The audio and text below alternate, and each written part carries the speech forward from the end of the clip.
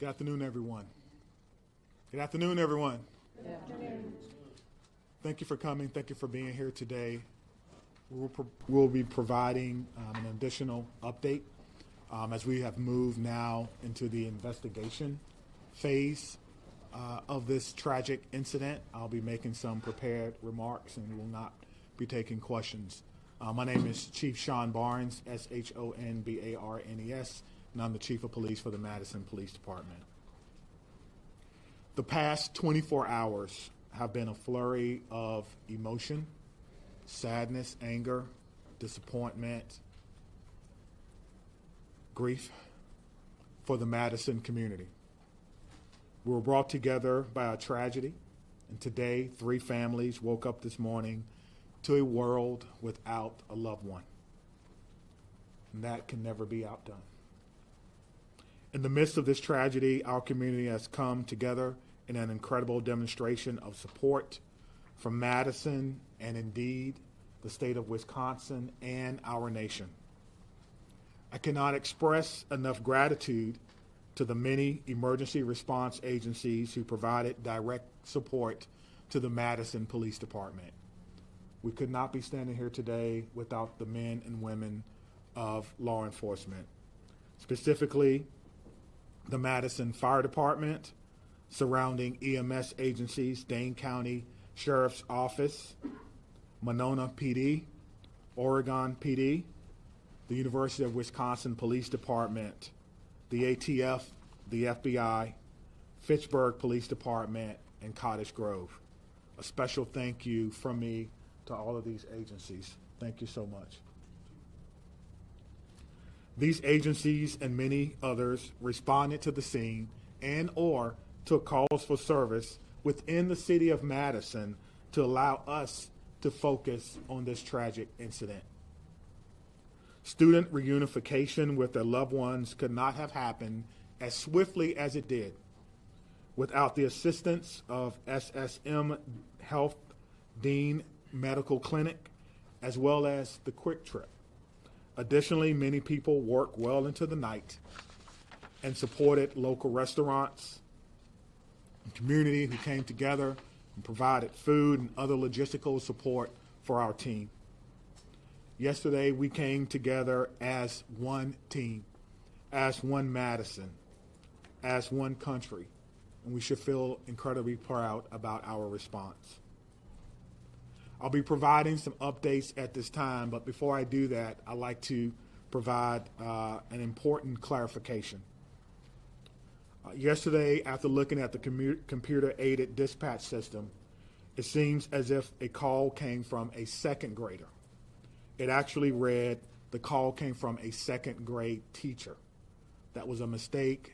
That's my responsibility, and I apologize, and I clarify that today. It did not come from a second grader. It read second grade teacher.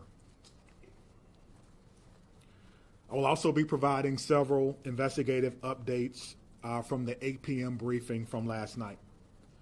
The Madison Police Department is committed to transparency and will continue to release information that can be used to improve public safety. This must be balanced against our commitment to the victims of this horrific crime and the need to do a thorough and complete investigation. As a result, I recognize many of you may have questions that I cannot answer at this time. I ask for you to keep the victims in your mind and respect their right to a thorough investigation. I also will not be taking questions at the conclusion of this press conference, but your pre-submitted questions serve as the basis for updates that we're providing for you this afternoon. If your question is not answered, it is due to an ongoing investigation. Okay. We know a document has been widely shared on social media. At this time, we cannot verify its authenticity.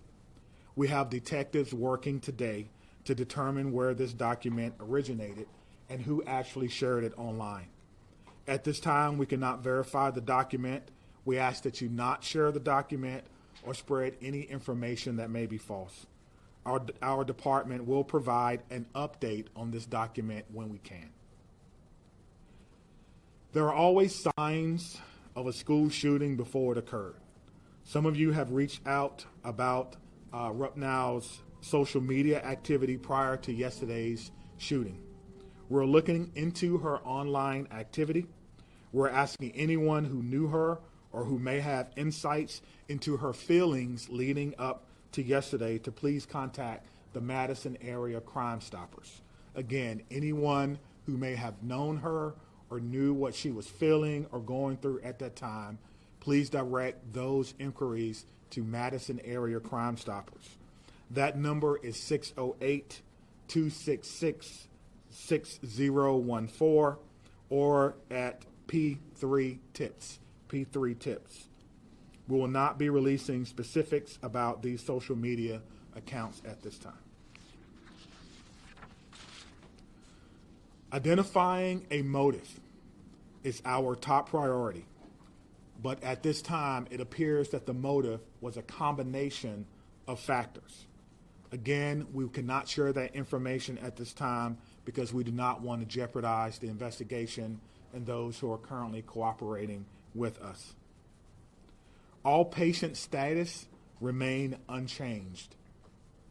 The 911 calls are the record of the 911 Communications Center, and their standing operating procedure is not to release documents in open and active investigations.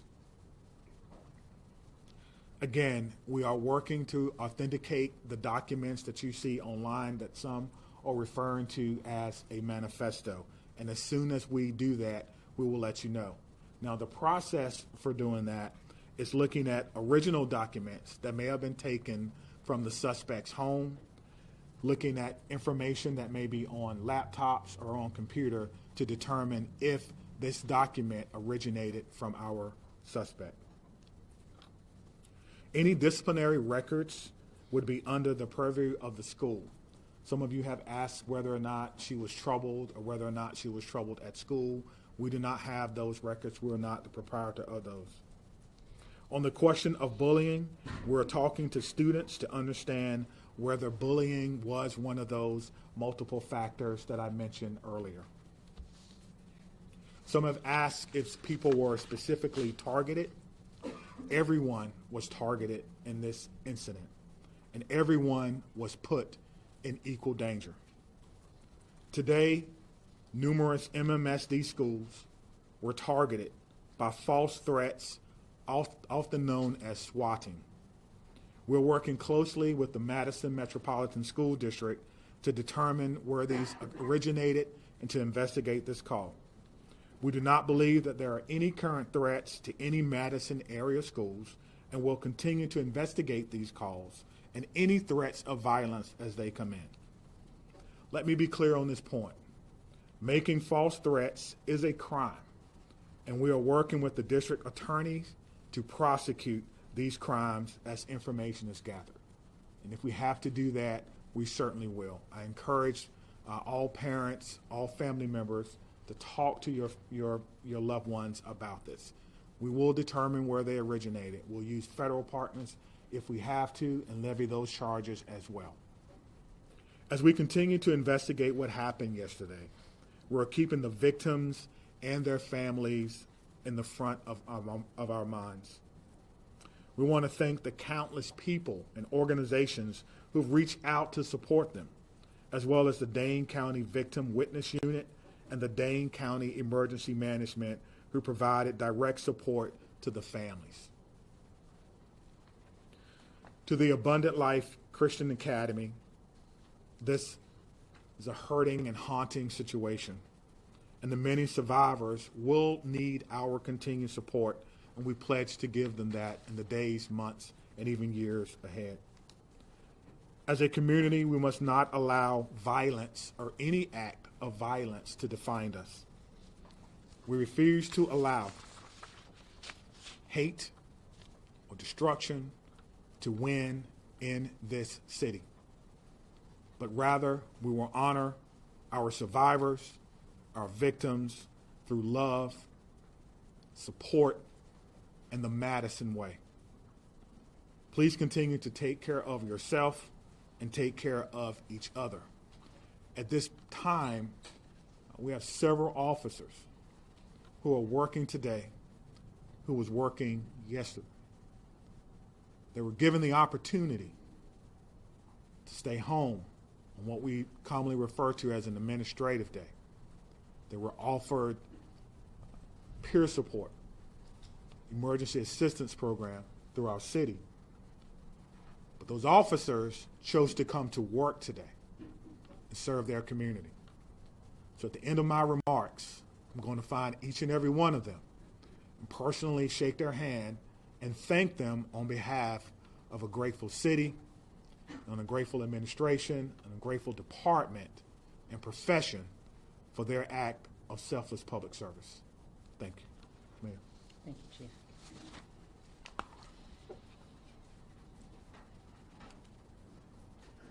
I want to start where the Chief ended, which is just asking everyone in this room and within the sound of my voice to take a minute. It's been an incredibly difficult 24 plus hours at this point in time. We're all human, including each and every one of you in the media who is covering this really tragic event.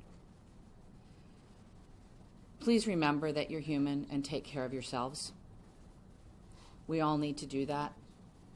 Drink water, take a moment, access whatever mental health resources you need, because that's our job now, is to take care of ourselves so we can take care of each other and our community. Yesterday, the Madison community experienced a terrible and traumatic event. If there's any positive in it, it's that the educators at Abundant Life, our local law enforcement and first responders, and our community partners were prepared to respond. They acted without hesitation to protect our children, and I'm grateful and humbled by their actions. It's a day that I hoped never would come to our city, but like so many other communities, here we are. We will never be the same, but we will get through this together. I want to ask again that everyone, please respect the privacy of the victims, their families, and those in the Abundant Life community. Right now, our full focus is on caring for those impacted. First and foremost, the victims and their families, the Abundant Life students and educators, our first responders, the students and educators across the city who woke up this morning and went into a school building not knowing if they would come home tonight. The incredible bravery of that act. I think all of our students and educators are feeling scared and vulnerable right now. We are also trying to care for our whole community, because I believe we are all fearful and grieving and impacted. The City of Madison is working closely with Dane County, with community partners, with state and federal government resources to provide support and counseling to all those affected. I want to direct folks to a new city resource website that's available at cityofmadison.com/resources, which includes trauma-informed community resources, updates, community mental health resources, and information about vigils, other public events, and where folks can donate to support the Abundant Life families and our community. I want to highlight two things that are also on that website, and once again, that website is cityofmadison.com/resources. If you wish to support the families, the request is that come in the form of financial support through a site set up by the United Way of Dane County. You can visit unitedwaydanecounty.org, or you can text HELP for ALCS to 40403. Again, that's HELP numeral 4 ALCS to 40403. The community is also invited to a vigil tonight by the Vel Phillips statue at the Capitol at 6 p.m. Again, that's at the Capitol building by the Vel Phillips statue at 6 p.m. I would ask that everyone, and particularly the folks in this room, please avoid spreading misinformation, particularly via social media. Please vet what you share, even if your wish to share is well-intentioned. There is so much that we do not know at this point, and we have to allow law enforcement the time and space for a careful and methodological investigation. Let them do their jobs. And above all, please respect the victims, respect the families, respect the school community, particularly on social media. I want to say a huge thank you again to all of our partners and those across the country who have reached out offering support and well wishes, including President Biden, who I talked to yesterday, Senator Baldwin, who I talked to yesterday, Congressman Pocan, Governor Evers, who called, and many others at every level of government and all across our community. I want to thank most particularly our first responders and everyone who mobilized yesterday to help, and certainly Madison Police Department and the many law enforcement agencies that were mobilized, the Madison Fire Department, the Sheriff, the State Patrol, the FBI, the ATF. I want to thank our hospitals that cared for the victims and the medical staff there. I want to thank Dane County, in particular emergency management and the victim services unit. They have been incredible. I want to thank SSM Health and the Dean Clinic. They, without hesitation, made their facility available to us. They canceled all appointments. They rearranged the facility.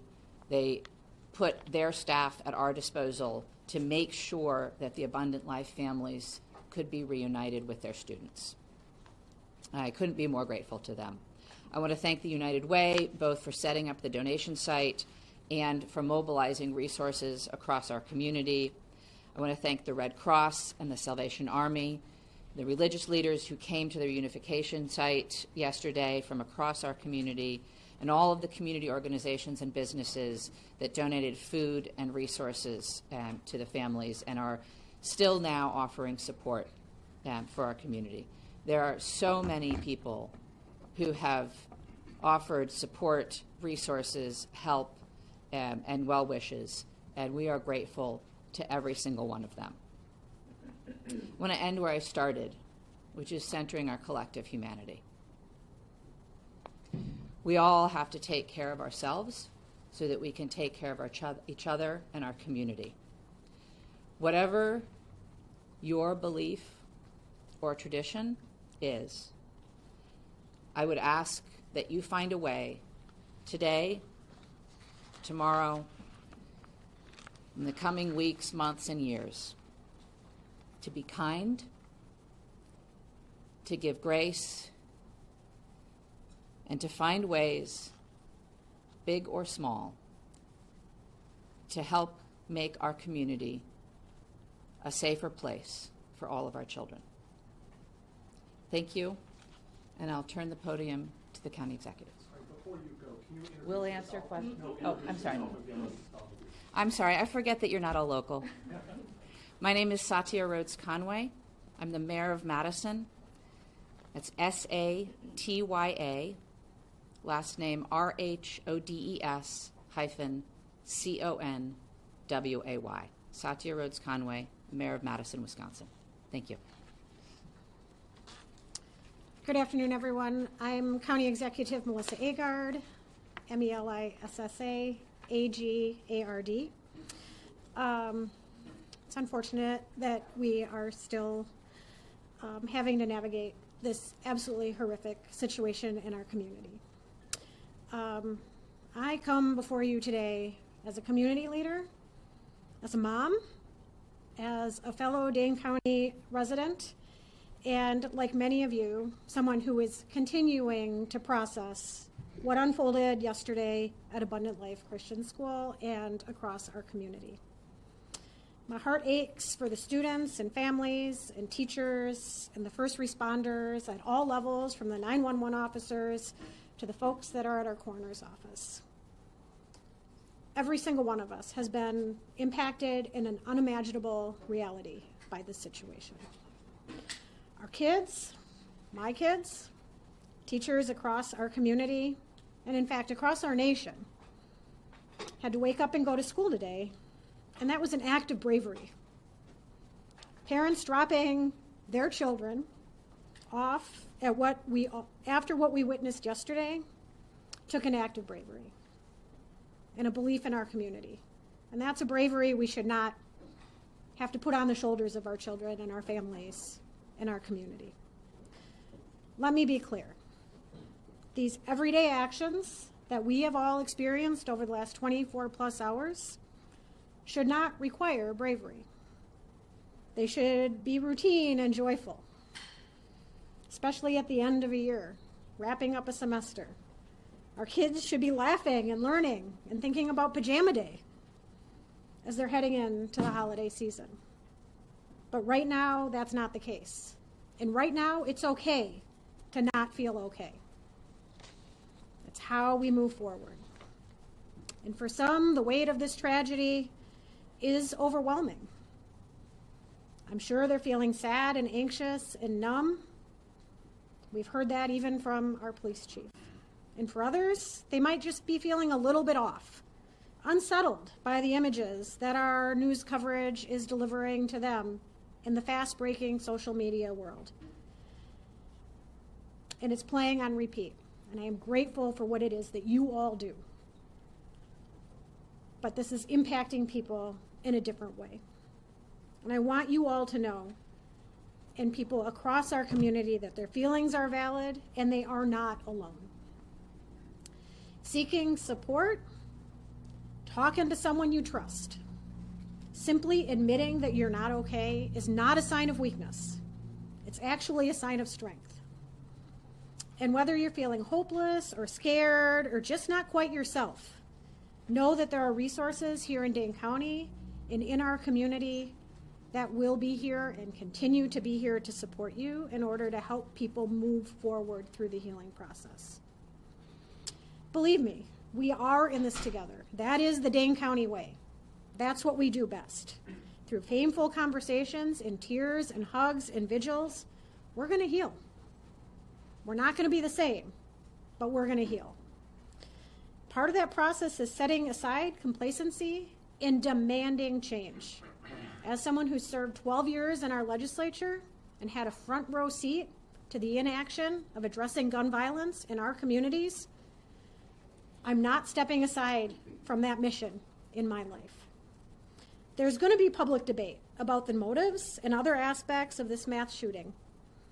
But let us remember this fact. Gun violence is the #1 killer of children in this country. That's a legacy we cannot accept. We cannot accept that.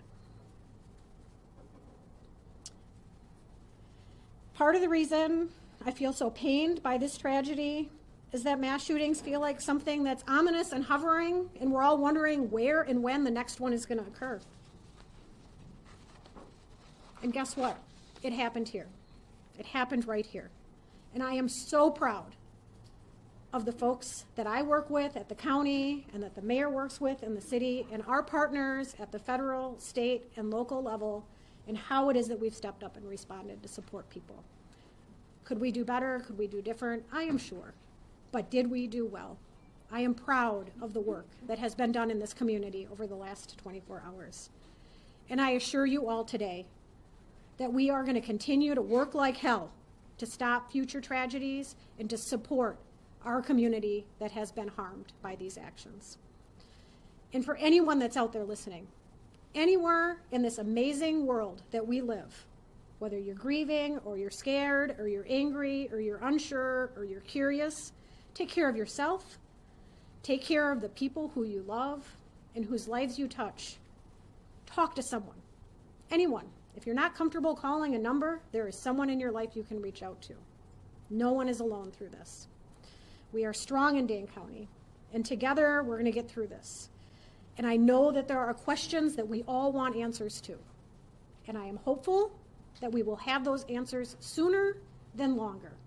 But please give us the time to do this right so that we can learn how to prevent this from happening in the future and support those that have been most impacted in our community. We are doing everything in our power at all levels in a collaborative way to prevent this type of pain from ever happening again in our community. Can I assure that? No, but we are going to work as best as we can to that end.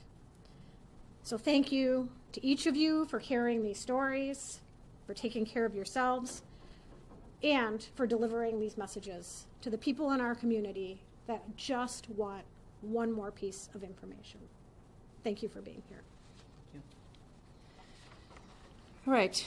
The county executive and I will take some questions. We obviously cannot answer questions about the investigation, but happy to take others, and we'll turn to Dylan.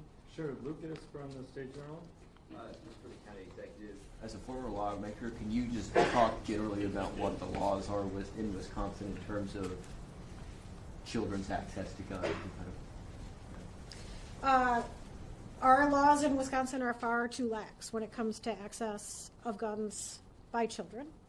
And I do believe that we should have safe storage laws. We should have background checks.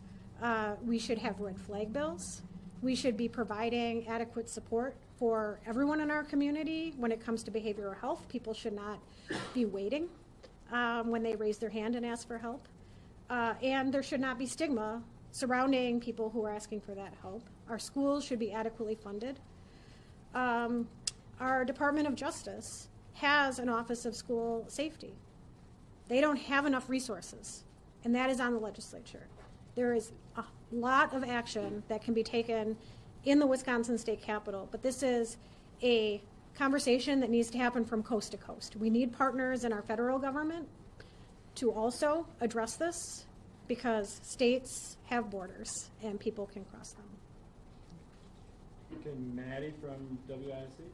As public officials, can you speak to the process of vetting information before sharing it publicly, what that looks like behind the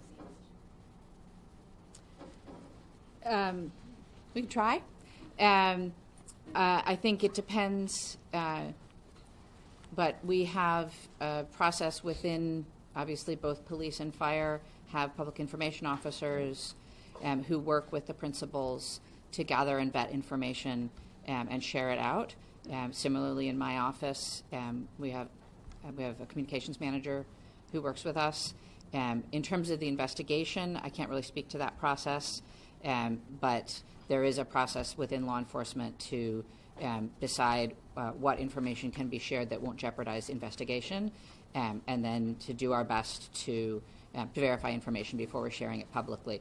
Obviously, in an event like this, there is a lot of chaos, and it can be difficult to parse out where information is coming from and how accurate it is at any given time. And so in a developing scene, sometimes we will share information that's not 100% correct. But as you've seen already, the chief comes back and tries to give out the best information we can and correct any mistakes. Scott, do you have anything? Do either of you believe that there ought to be charges brought against the parents or anyone else involved in this incident? I think it's far too early to comment on that. As the investigation proceeds, I think law enforcement will take the steps necessary, but we don't know nearly enough yet. Cody, do you have a question? Okay, Madison? Seeing as Police Chief Sean Barnes is not here, maybe somebody else who is here with law enforcement can speak to this. He mentioned yesterday that the family or the father seems to be cooperating. If you drive past the house that they were searching, That doesn't look like the home of somebody who is cooperating. So maybe can you explain to an untrained eye the state and the condition of the home and the manner of which it is in at the moment? Is there anyone here that can speak to that? Sorry, we'll have to follow up on that for you. Chloe? Again, I'm not sure if anyone is able to speak to this, but I know Chief Barnes kind of briefly mentioned that students are talking about if the suspect is, talking or was bullied. Is there anyone that can, speak to that right now? If students are coming forward at this time and sharing what they saw and heard in school yesterday, or their relationship with the student. So I think broadly, at this point in time, it's a very active investigation. You heard the chief ask folks who want to share any information that they may have to share that via Crime Stoppers, and I would echo that if anybody has information that's relevant to the investigation, to please share it through Crime Stoppers. I think today is going to be a very difficult day for all of our students in Madison. I know that our schools and teachers are doing their best to support kids.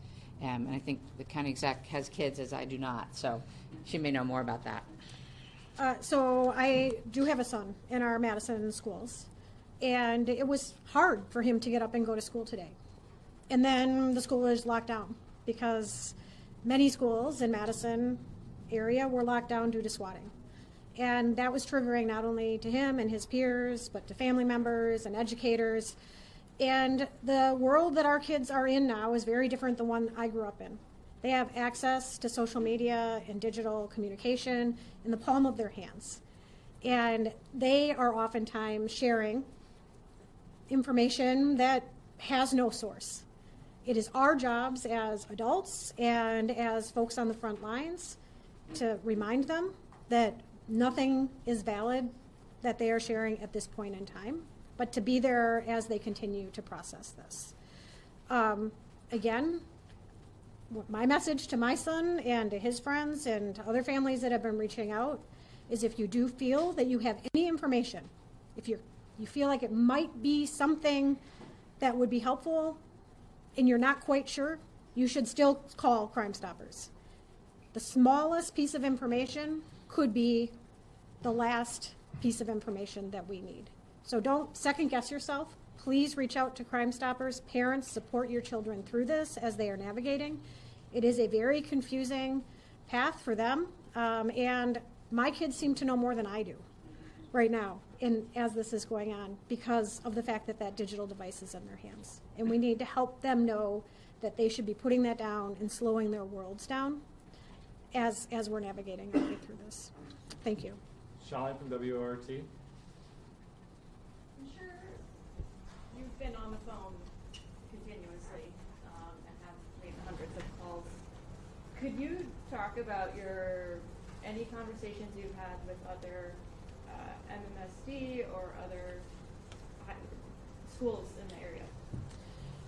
Yeah, I can speak to that. I have been in touch with the superintendent, and my staff have been in touch with his staff.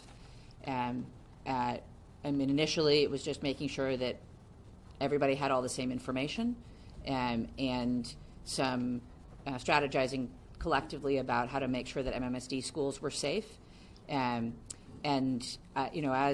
the time goes on, you have seen this already, I'm sure, that MMSD is sharing information out with their families about how to support kids. They've shared information out with their faculty and staff about how to support kids going forward.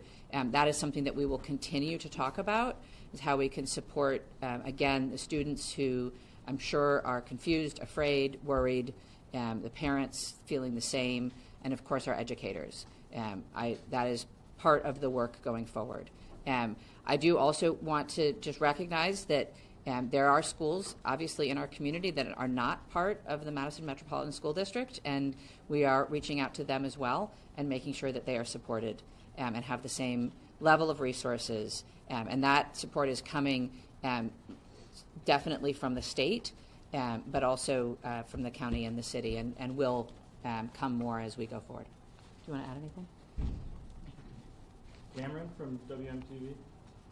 Yesterday, when you guys briefed us, you told us that immediately left the building, some without their cars, some without coats, all of those things. So could you guys tell us what the status of the building is, and if there is a timeline in place for people to return back? I don't have all of those details, but what I can tell you is that yesterday there was a process of folks leaving the building and then obviously being reunited with their families.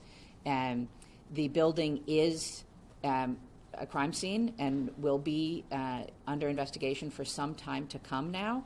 But obviously the police department will work with the school and the leadership at the school to do what they can to make sure that people have access to things that they need. All right, James from WISN. Yeah, my question is for law enforcement and or DOJ. Yesterday it was said, and I want to quote this, there are almost always observable behaviors before something like this happens. And I see Trish nodding your head. Can you share what observable behaviors specifically we see as this investigation unfolds from the suspect in this case? So I think, again, I want to address, because we did receive your question. I'm going to get in front of the microphone. As we mentioned earlier, any questions we can answer about the investigation, we answered in our updates. So we cannot take any more follow-up questions about the investigation. Are the observable behaviors in the social media accounts? That was not something that I submitted. so again, it's an ongoing investigation. MPD will share information that they can as they can, but we're not able to speak to the investigation at this point in time. All right, Anna from WPR. Yeah, hi. Can you speak to the decision to keep Madison and other Dane County school districts open today, and whether that's going to change in light of the hoax calls and the swatting incidents? We don't have anyone from the school district here. Yeah. I'm sorry. Sorry, it's a question for the school district. I can tell you that there are many families that chose not to send their children to school today. It didn't feel like a day that they could go to school overnight. That was a highly personal decision that individual families made. I honor local control. I honor our local governments and our school boards and our superintendents, and they are navigating this best as they can for their communities. All right, David from the Journal-Sentinel.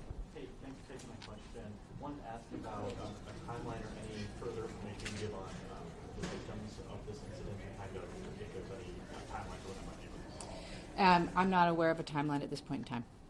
Thank you. All right, Ian from CBS News.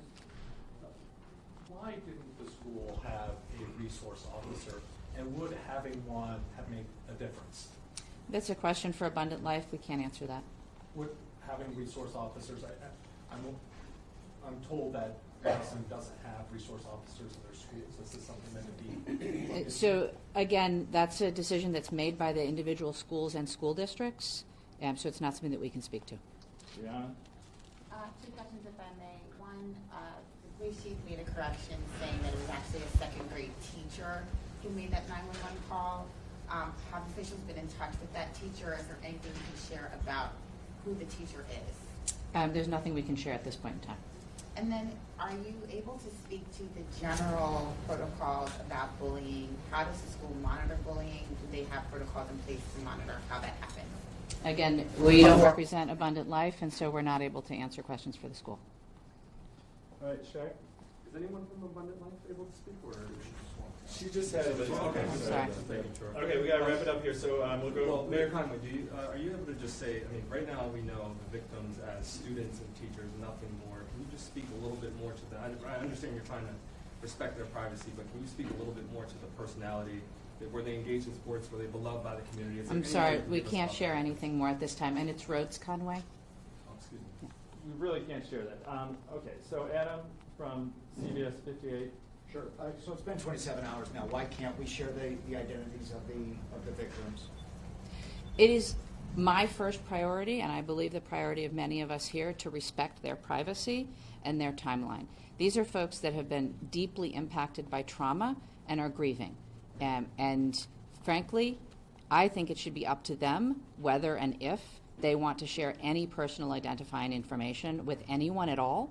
But it's not up to me. It's a law enforcement decision. And so when law enforcement feels like that's appropriate, they will share that information. The shooter was named yesterday. Do you know why the victims were not named? No, that's a law enforcement decision. She unfortunately walked out the door. Do you know when we'll be able to talk to him? I don't. Adding off that question, I mean, we've been sitting here for the last 27 hours, as Adam mentioned. Why would you guys not have the proper people in place to answer some of these questions?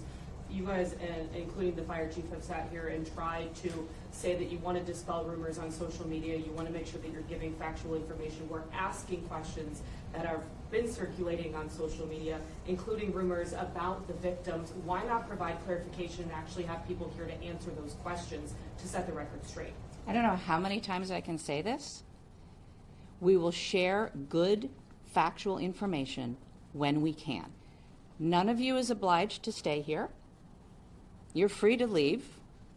You don't have to be sitting in this room if you don't want to. And we will share information when we can. It's very important that that information be as factual as possible. All right, I'm going to say this and then we're done.